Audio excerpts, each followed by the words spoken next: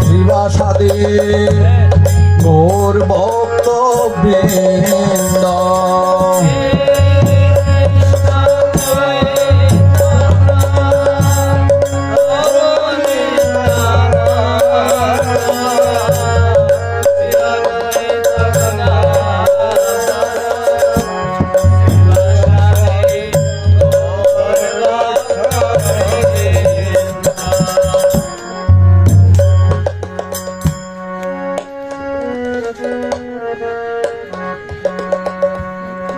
প্রভু তোমারি চরণে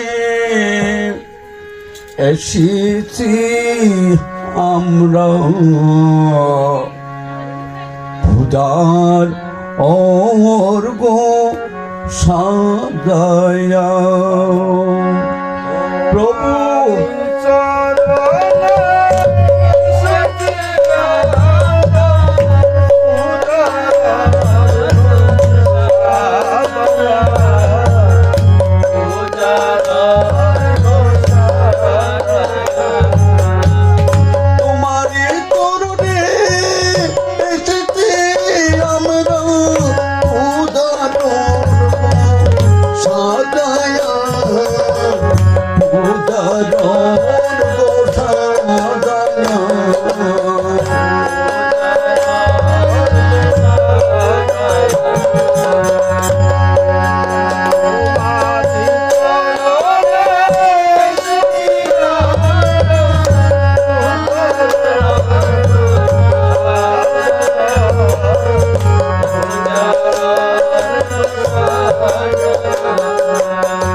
অনাথ চরণ দাও সদা দাও ভক্তি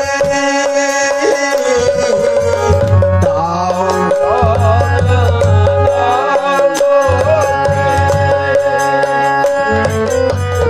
দাও শ্রদ্ধা দাও ভক্তি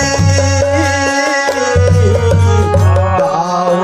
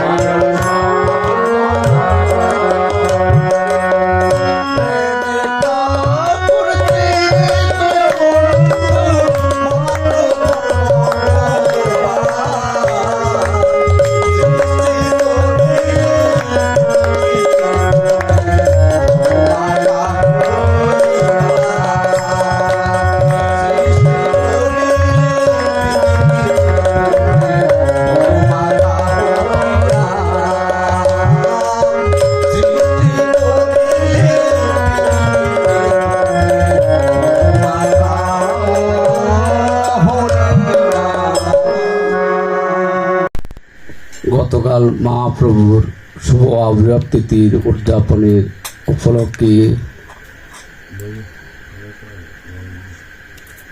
গন্ধপুষ্প দিবস আদি প্রথম পর্বে মহাপ্রভুর শুভ দিবস কীর্তন, দ্বিতীয় লগ্নে মহাপ্রভুর অভিষেক, নগর পরিক্রমা আর শ্রীমন মহাপ্রভুর শুভ জন্মদিন আবির্ভাব তিথি উদযাপন এবং তৃতীয় লগ্নে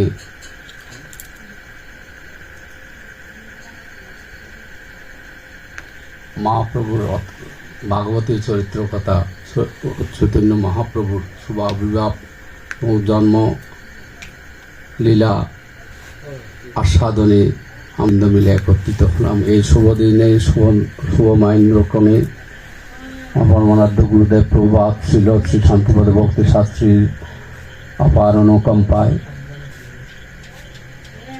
এবং আমার শিক্ষাগুরুর পরম আশীর্বাদে আজ আমরা এত দূরে এসেছিলাম। সে যাই হোক, আজ আমরা এই মহান পুণ্য লগ্নে পুণ্যতিথিতে শুভক্ষণে মাহেন্দ্রক্ষণে আমরা দুটো হরিকথা কৃষ্ণ কথা বলার আস্বাদন করার সুযোগ পেলাম।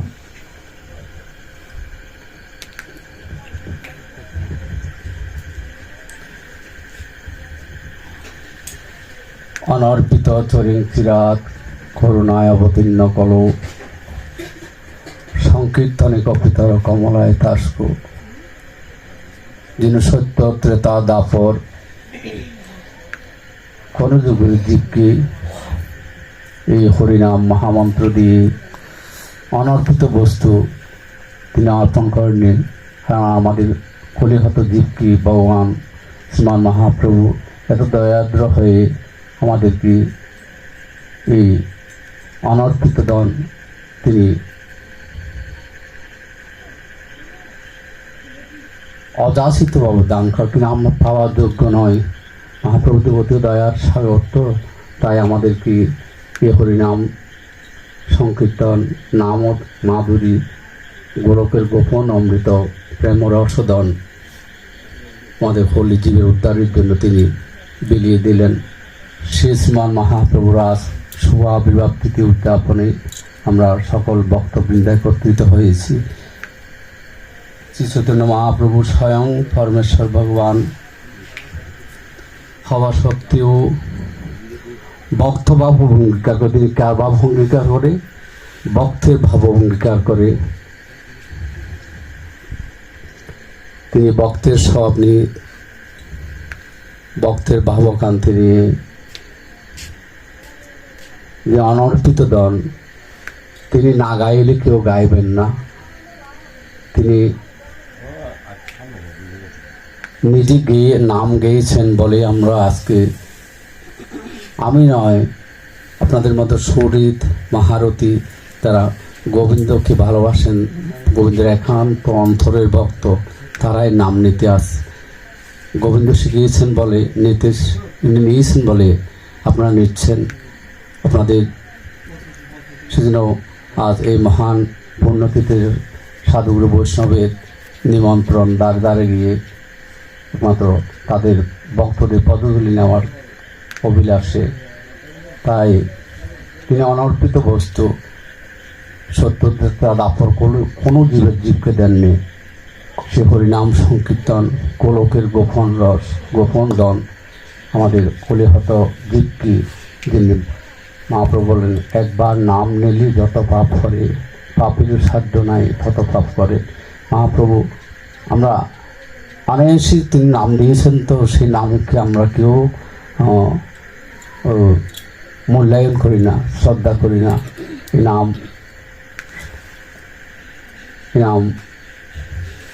নাম একমাত্র পথের সম্বল। এই নাম ছাড়া জীবের কোনো গতি নাই, গতি নাই, গতি নাই। সেজন্য মহাপ্রভু ত্রিসূত্র করে বলেছেন নাম ছাড়া জীবের কোনো গতি নাই। আমরা সকলে মিলে হরিনাম সংকীর্তন করি।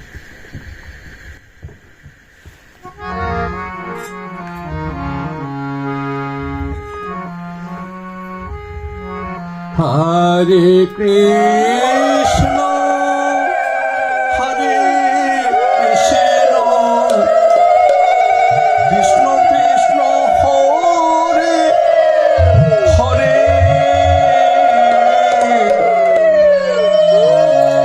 হরে রাম হরে ধাম রাম রাম হরে হরে হরে কৃষ্ণ হরে কৃষ্ণ কৃষ্ণ কৃষ্ণ হরে হরে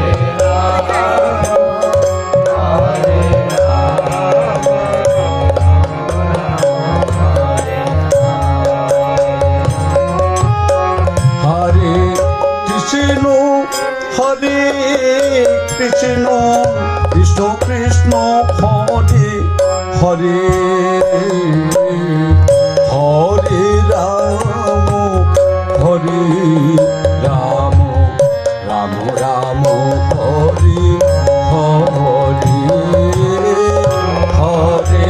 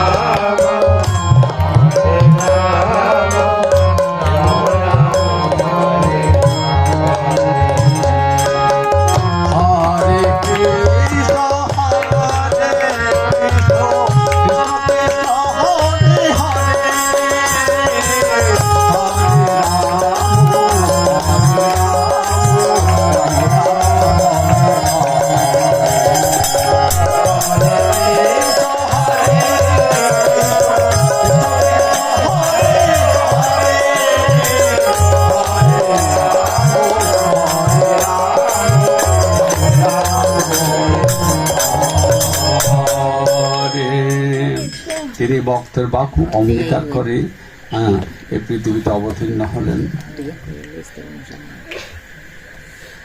জগৎ জীবকে ভক্তি যোগ শিক্ষা দেওয়ার জন্য আবির্ভূত হয়েছিলেন। জগতের জীবকে ভক্তির শিক্ষা দেওয়ার জন্য তিনি আবির্ভূত হয়েছেন। আমার গুরুবচনে বলছেন, কর্মী জ্ঞানী ভক্তিহীন, যে কর্মী জ্ঞানী অনেক কর্ম এবং জ্ঞানী অর্জন করলে যদি অধ্যাপনা করে, যদি যার কাছে ভক্তি নাই, সেই সমস্ত অধ্যয়ন বৃথা, সমস্ত তো একমাত্র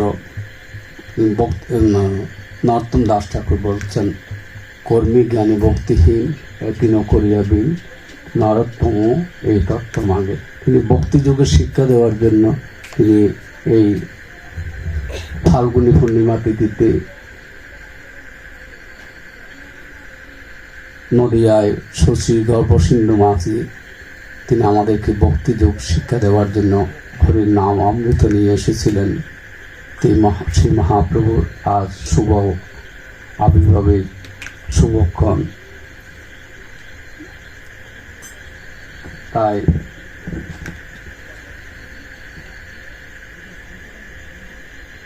ঠিক যেমন একজন শিক্ষক কিভাবে পড়াতে বা লিখতে হয় বা শেখানোর জন্য তার ছাত্রকে পড়ে শোনান অথবা লিখে দেখান, মনে হতে পারে তিনি একজন ছাত্রের মতো পড়েন বা লিখেন, কিন্তু শিক্ষক হিসেবে সব কিছু জেনেও মূলত শিক্ষা দেওয়ার জন্য তিনি তা করেন। পরমেশ্বর ভগবান শ্রী চৈতন্য মহাপ্রভু তদ্রূপ ভক্তের ভূমিকা নিয়ে আমাদের ভক্তি শিক্ষা দিয়েছিলেন। তিনি ভক্তের ভূমিকা নিয়ে সমস্ত কিছু জেনেও সমস্ত বিশ্ব ব্রহ্মাণ্ডের শক্তির রেখেও তিনি ভক্তের ভাব অঙ্গীকার করে, না জানার ভান করে। তিনি যেন ভক্তি জানতে গেলে, শিখতে হলে সমস্ত কিছু জানার পরেও না জানার একটা দৈন্যতা থাকতে হবে, তার নিচতে থাকতে হবে। এই জন্য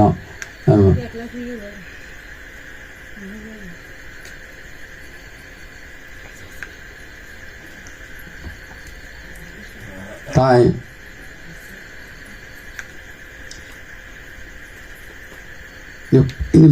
সেই মহাপ্রভুর শিক্ষা, পরমেশ্বর ভগবান চৈতন্য মহাপ্রভু তদ্রূপ ভক্তের ভূমিকা নিয়ে আমাদের ভক্তি শিক্ষা দিয়েছিলেন। চৈতন্য মহাপ্রভুর শিক্ষার সঙ্গে ভগবদ্গীতা ভগবত ভক্তের শিক্ষার কোনো পার্থক্য নেই। তা পরমেশ্বর ভগবান শ্রীকৃষ্ণের শিক্ষার ব্যবহারিক প্রয়োগ, অর্থাৎ ভগবদ্গীতার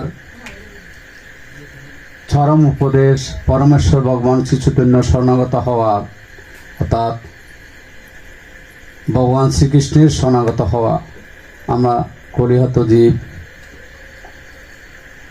সত্য ত্রেতা দাপর, যে তিন যুগের যে ধর্ম, আমরা কলিযুগের এই আলফায়ু সম্পন্ন জীব, পরহিংসাকারী, পরদুঃখী সুখী, পর সুখে দুঃখী,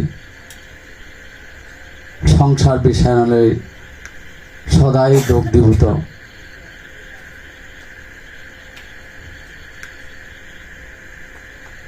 এই তাপিত জীবকে উদ্ধারের জন্য তিনি ভক্তের বা অঙ্গীকার করে ভক্তিযোগ শিক্ষা দেওয়ার জন্য তিনি এই নদিয়ায় অবতীর্ণ হলেন। কিন্তু আমরা কলির জীব তার মানি না, আমরা বুঝি না। আমরা শুধু 33 কোটি দেবতার কাছে সেই বসি, ধন দাও, সম্পদ দাও, ধন দাও, বিদ্যা দাও, বুদ্ধি দাও, পুত্র দাও, জ্ঞান দাও, সমস্ত কিছু আমরা চাই। যা দেবী দেবতা পূজা করি, 33 কোটি দেবতা, যোগমায় দুর্গা পূজা ইত্যাদি পূজা করি, শুধু তার কাছে সেই বসে থাকি। কিন্তু তিনি যা দেবী সর্বভূতের মাতৃরূপেণ সংস্থিতা নমস্তুতে ধনরূপেণ, বিদ্যারূপেণ, আরোগ্যরূপেণ, বিভিন্ন রূপে আমরা তার কাছে সেই বসে থাকি ভগবানের কাছে। কিন্তু মহাপ্রভু বলেন কি, ন ধনং ন সুন্দরী কবিতা বা জগদী সুখাময়ী মম জন্মনি জন্মনীশ্বরী ভগবত ভক্তি হইতিকৃতই মহাপ্রবেশের সম্পূর্ণ উল্টার দিকে উল্টা পথে পরিচালিত করলেন। এ জীব ওদের তো কোনো গতি নেই হরিনাম ছাড়া। তিনি বললেন ন জনং, আমি বিদ্যাও চাই না, আমি ধন চাই না, আমি জন চাই না। ন জনং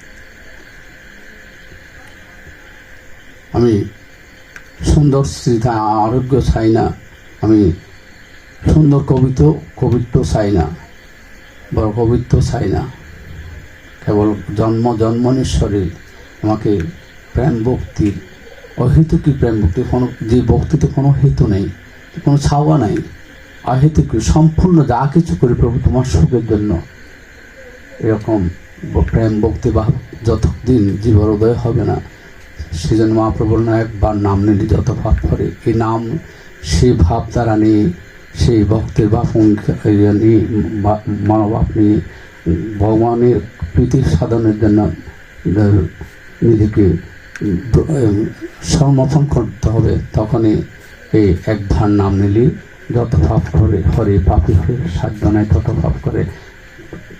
এই পথে যতক্ষণ আমরা তারপরও নাম নেই, নাম জপ করতে করতে একদিন নামের রুচি যখন হবে, নামের কৃপা যখন হবে, নামের মধ্যে একদিন আমাদের মধ্যে জীবের মধ্যে এই প্রেম ভক্তির উদয় হবে। এক সকলে নাম নেই। আমরা নিজেদের জন্মতিথি কত সাড়ম্বরে উদযাপন করি, কিন্তু আমাদের জন্ম কখন হয়েছে আমরা কেউ জানি না। আমরা কয়বার এসেছি আর কয়বারে পৃথিবী থেকে গিয়েছি কেউ জানি না। আমাদের জন্মতিথি এটাই নয়। আমরা মনে করি আমাদের এই অমুক দিন তমুক দিন এই তারিখ সেই তারিখ যে জন্মতিথি পালন করি, আসলে মিথ্যা, সব ভ্রান্ত।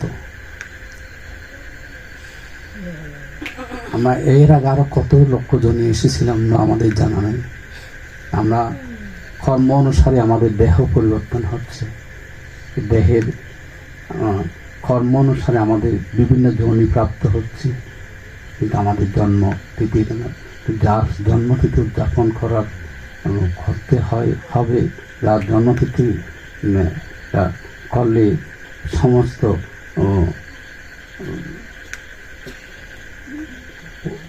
ভক্তি যার জন্মতিথি উদযাপন করলে সমস্ত কল্যাণ হবে, তার তিথি পালন করে। আমরা কেউ আসলে যদি কলির ভগবানকে তার জন্ম কখন আমরা শতের মধ্যে 99 জনে বলতে পারবো না কলির ভগবানকে। আমরা নিজের জন্মতিথি নিয়ে লাফালাফি করি। আমি কি, আমি কার, আমি আমার দেহটা আমি নয়। আমাদের নাম প্রতি মান যশ জ্ঞাতি নিয়ে আমরা তো বসে থাকি। আমি তো অহংকার নিয়ে বসেছি। যতক্ষণ দৈন্যতা আসবেন মহাপ্রভু অনর্পিত ধন শরীর চিরাত করুণা, অনর্পিত ধন কি অর্পিত করছেন নিজে আসরি ধন জীবকে শেখানোর জন্য। তিনি যদি না গাইতেন নাম আমরা গাইতাম না, তিনি যদি না নাচিতেন নাম নিয়ে আমরা নাচতাম না, তিনি যদি নাম দিয়ে নিয়ে যদি ধুলায় গড়াগড়ি না দিতেন, জীব গড়ায় করে দিতেন না। তিনি অনর্পিত বস্তুকে অর্পণ করার জন্য এই দরাতে এসেছিলেন, আমাদেরকে দয়া করার জন্য, আমাদের মাদিস নরক নর্দমার কীটকে দয়া করার জন্য তিনি এসেছিলেন। তাই এই জন্য সকলের কাছে বিনম্র অনুরোধ, সবাই নাম নিন, নামে ব্রতী হন। নাম জপিতে একদিন প্রেমাঙ্কুর হইবে। নামের মধ্যে সর্বসিদ্ধি হইবে। নামের মধ্যে সমস্ত শক্তি, নামরূপে স্বয়ং ভগবান শ্রীকৃষ্ণ ননাদের আদি গোবিন্দ সর্বকারণের কারণম ঈশ্বর পরম কৃষ্ণ সচ্চিদানন্দ বিগ্রহ। অনাদির আদি গোবিন্দ সর্বকারণ। তিনি সপার্শ্ব নিয়ে তিনি একা এসেছিলেন না, তিনি আসার আগেই তার অন্তরঙ্গ সপার্শ্বকে নিয়ে তিনি এসেছিলেন একদম সবার পরে। এর আগে এসেছিলেন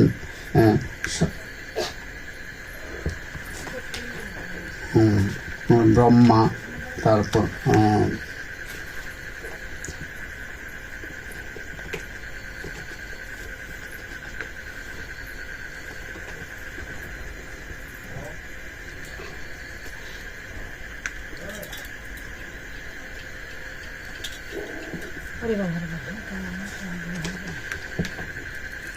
পরমেশ্বর ভগবান শ্রীকৃষ্ণ চৈতন্য আদির আদি গোবিন্দ সর্বকারণের কারণ। এরপর ব্রহ্মা নারদ ব্যাসদেব মাধবাচার্য পদ্মনাভতীর্থ নৃসিংহ মাধব তীর্থ অবক্ষ তীর্থ জয়তীর্থ সব বিদ্যানিধি রাজেন্দ্রপুরী রাজধর্মত্ব ব্রাহ্মণ্য তীর্থ ব্যাসতীর্থ লক্ষ্মীপতি শ্রীল মাধবেন্দ্রপুরী ঈশ্বরপুরী নিত্যানন্দ প্রভু অদ্বৈত প্রভু এবং পরে আসলেন আর অসংখ্য সপার্শ্বদ নিয়ে তিনি চৈতন্য মহাপ্রভু। পরে শেষের দিনে ফাল্গুনী পূর্ণিমা তিথি তিনি আবির্ভূত হলেন একমাত্র কলির জীবকে উদ্ধারের জন্য। তিনি সপার্শ্বদ নিয়ে অবতীর্ণ হলেন। তাই তিনি যে নাম নিয়ে এসেছিলেন অনর্পিতজন, যার যে কোনো অযাচিত জীবকে দ্বারে বিলালেন, শুধু মানুষ নয় পশু পাখি ধরে সমস্ত জাতির জন্য সমস্ত জীবের জন্য তিনি এই হরিনাম অমৃত নিয়ে তিনি জগতে এসেছিলেন। এজন্য নাম আমরা নেই, আর যারা অনেকে নাম নেই মনে মনে নাম উচ্চারণ নিলে গাছপালা পশু পাখি কীট পতঙ্গ সবাই উদ্ধার হবে। এই জন্য নাম নিন। শুদ্ধ ভক্তের মুখে শুদ্ধ আহার বিহার করে শুদ্ধ এই অমৃত মাখা মধুমাখা শুদ্ধ প্রেম ভক্তের মহাজন আমার শ্রী চৈতন্য মহাপ্রভু, তিনি সুন্দর থেকে সুন্দরতম, তার নাম নিতে গেলেও তাকেও সুন্দর হতে হয়। সেজন্য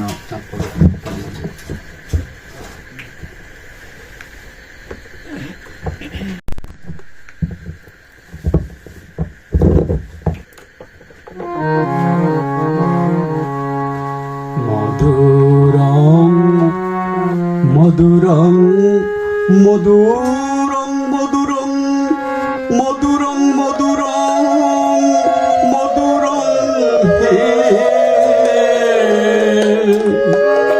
মধুরং মধুরং মধুরং মধুরং মধুরং মধুরং মধুরং হে মধুরং মধুরং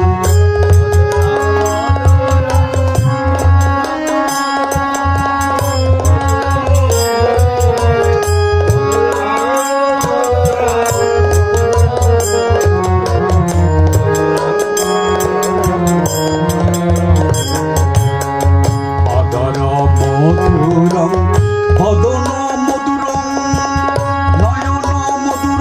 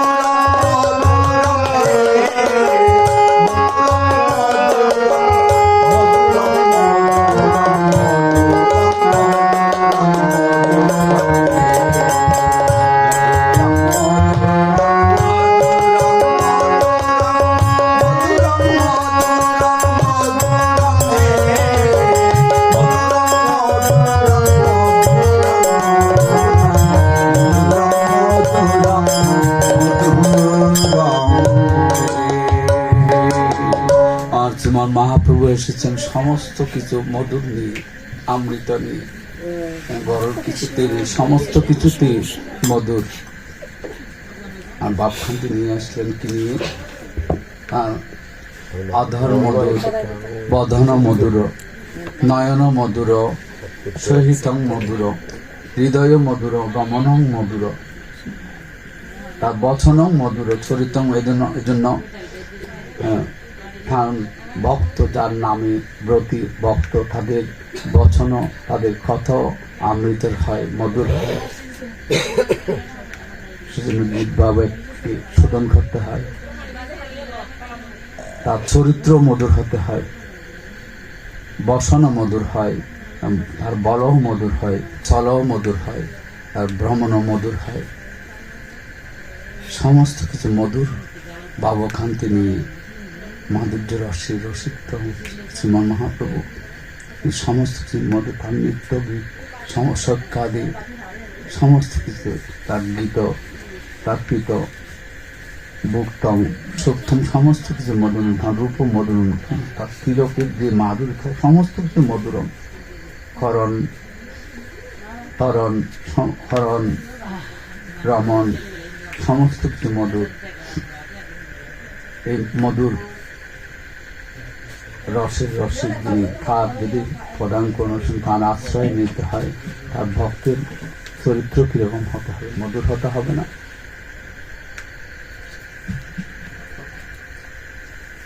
লোহাতে যখন সম্মুখে টর্ষণ হয়,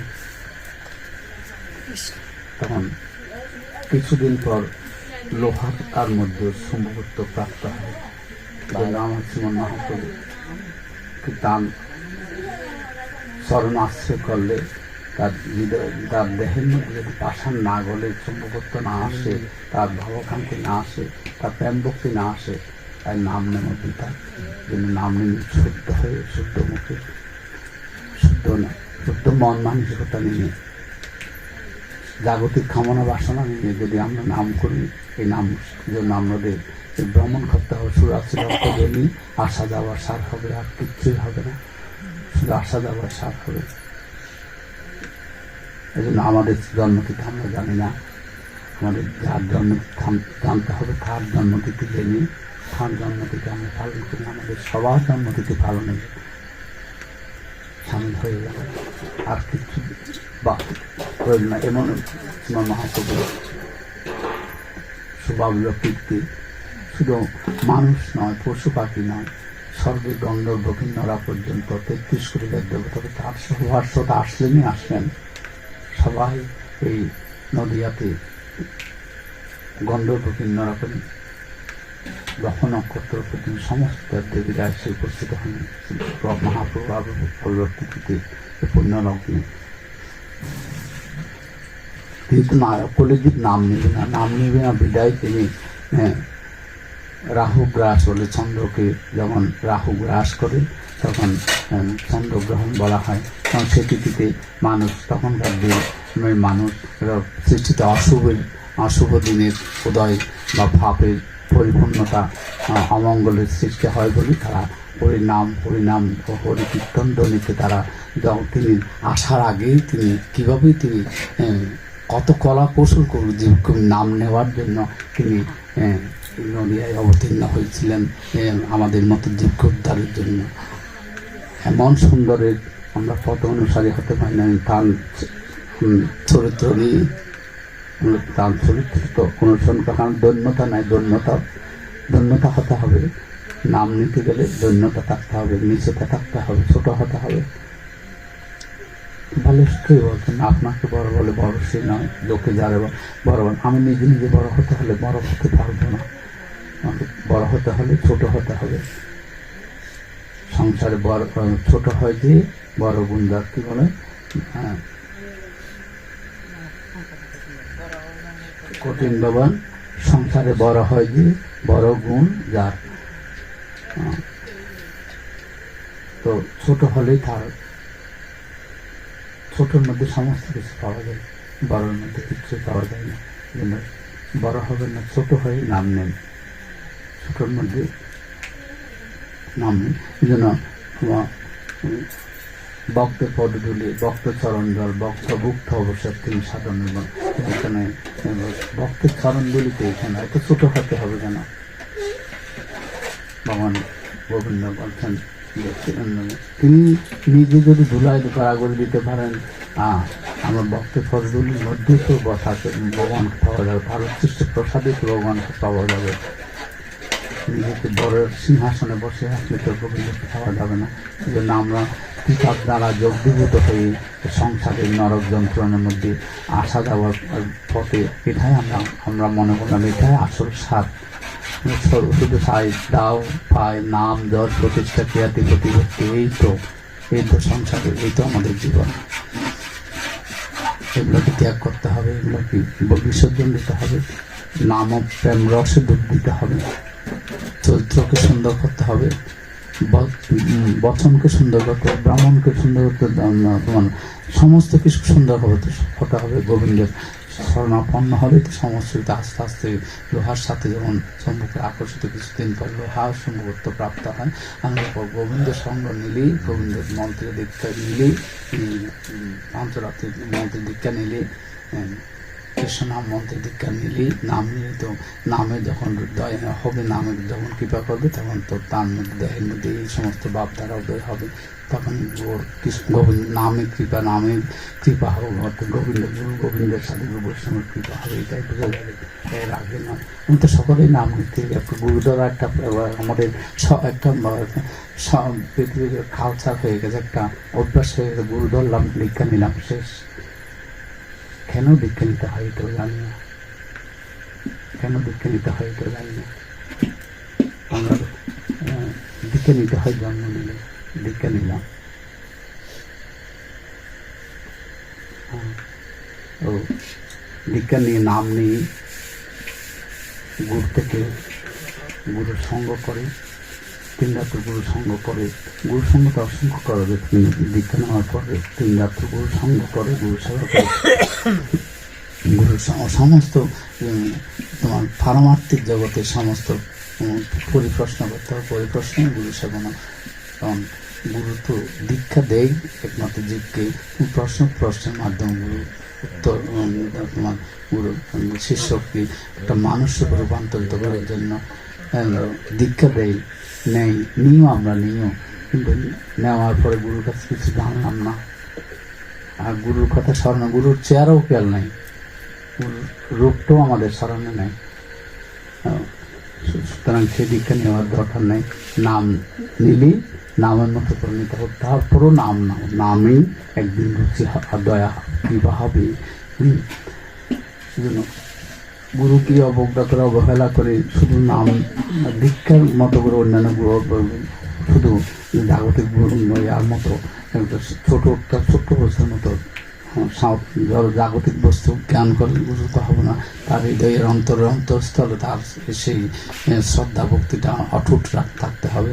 এটাই মহাপ্রভুর শিক্ষা।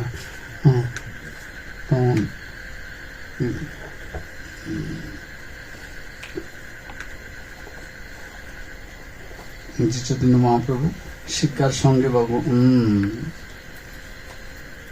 জড়জাগতিক সুখের দ্বারা অর্থাৎ মোহগ্রস্ত হয়ে মানুষ ইন্দ্রিয়পণে ব্যস্ত হওয়ার কারণে ভগবত প্রদত্ত এই জ্ঞান হারিয়ে যেতে বসেছি। আমরা জাগতিক কর্মকাণ্ডে অর্থাৎ ভোগ বিলাসী মত্ত হয়ে আমরা গোবিন্দকে বলতে বসেছি।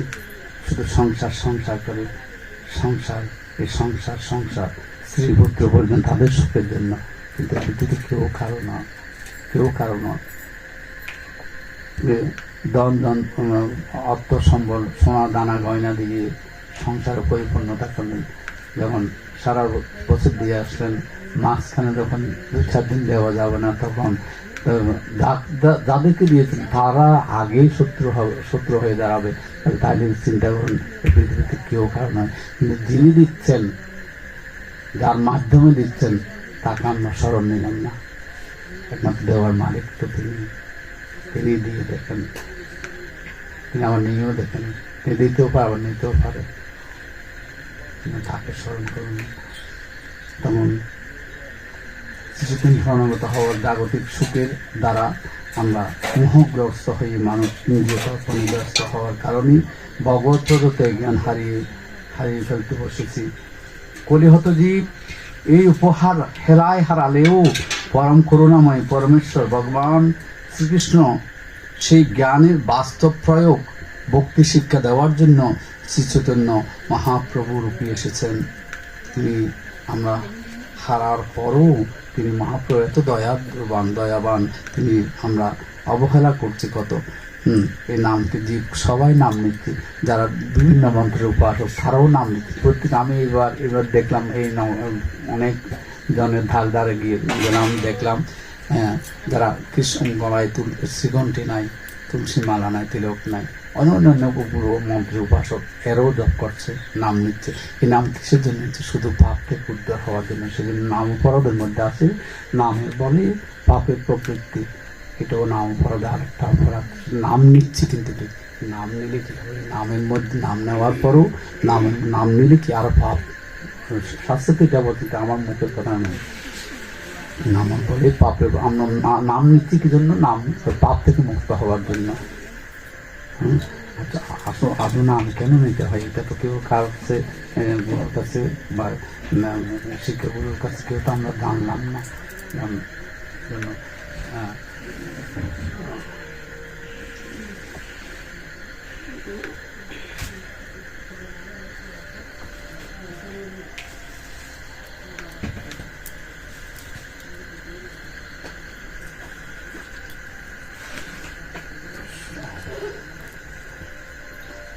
চৈতন্য ভাগবতে ছিল বৃন্দাবন দাস ঠাকুর অত্যন্ত সুন্দরভাবে মহাপ্রভুর প্রথম জীবনের কাহিনী বর্ণনা করছেন। আর মহাপ্রভুর শিক্ষা অত্যন্ত উজ্জ্বলভাবে বর্ণিত হয়েছে শ্রী চৈতন্য চৈতামৃতে। শ্রীমন মহাপ্রভুর প্রথম জীবনের ঘটনাগুলো লিপিবদ্ধ করে রেখেছেন তারই এক অতি অন্তরঙ্গ পার্ষদ শ্রী মুরারিগুপ্ত, আর শেষ ভাগের লীলাবিলাস সমূহ লিপিবদ্ধ করে রেখেছিলেন তার অন্তরঙ্গ সেবক ছিল দামোদর গোস্বামী বা ছিল স্বরূপ দামোদর, যিনি জগন্নাথপুরীতে মহাপ্রভুর সঙ্গে সর্বক্ষণ থাকতেন। এই দুজন ভক্ত মহাপ্রভুর লীলাবিলাসের প্রায় প্রতিটি ঘটনা লিপিবদ্ধ করে রেখেছিলেন এবং পরবর্তীকালে চৈতন্য মহাপ্রভু সম্বন্ধীয় সব কয়টি গ্রন্থই শ্রী দামোদর গোস্বামীর এই ছিল এবং শ্রী মুরারিগুপ্তের খরচায় বৃত্তিতে রচিত হয়।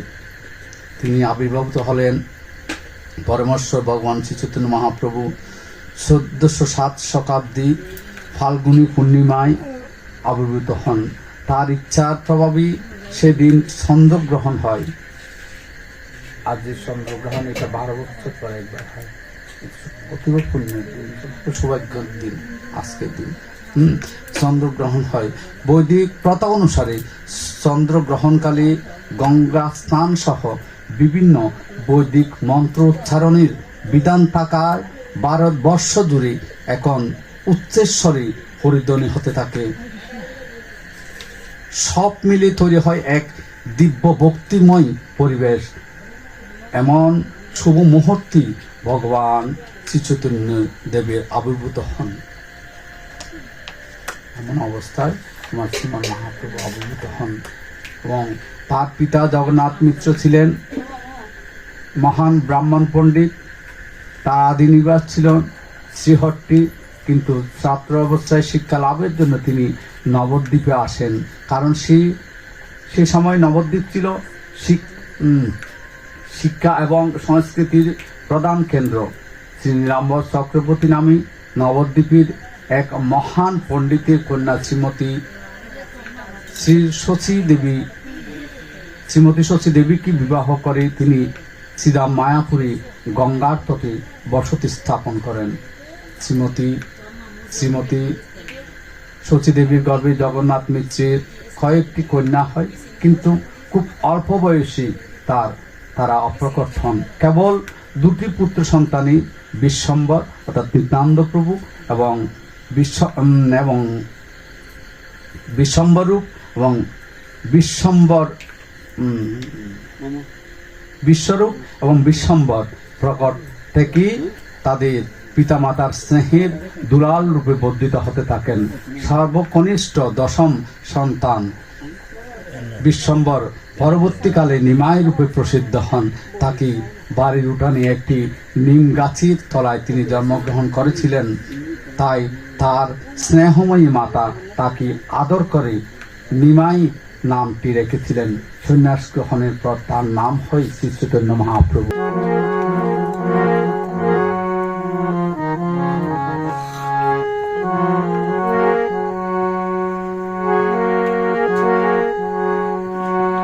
হরে কৃষ্ণ